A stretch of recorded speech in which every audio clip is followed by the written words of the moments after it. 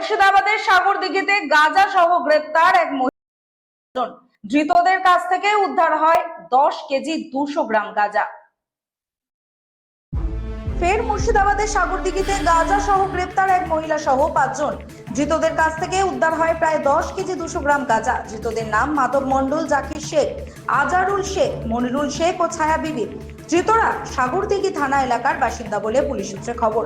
Police সূত্রে জানা গেছে, বুধবার ধৃতরা সাগরদিঘি দিক থেকে টোটোতে করে গাঁজা নিয়ে নবগ্রামের দিকে যাচ্ছিল। সাগরদিঘি থানার পুলিশ গোপন সূত্রে খবর পেয়ে সাগরদিঘির কানিদিঘি বাস স্ট্যান্ড এলাকায় টোটো আটকে তল্লাশি চালায়। তল্লাশি চালাতেই উদ্ধার হয় 10 কেজি 200 গ্রাম গাঁজা। এক মহিলা সহ 5 জনকে গ্রেপ্তার করেছে পুলিশ। জানা গেছে, গ্রেপ্তার হওয়া 5 জনের মধ্যে 4 জনই একই পরিবারের সদস্য। আজই ধৃতদের 7 দিনের পুলিশ হেফাজতের আবেদন রেখে বহরমপুরের NDPS আদালতে পাঠানো হয়।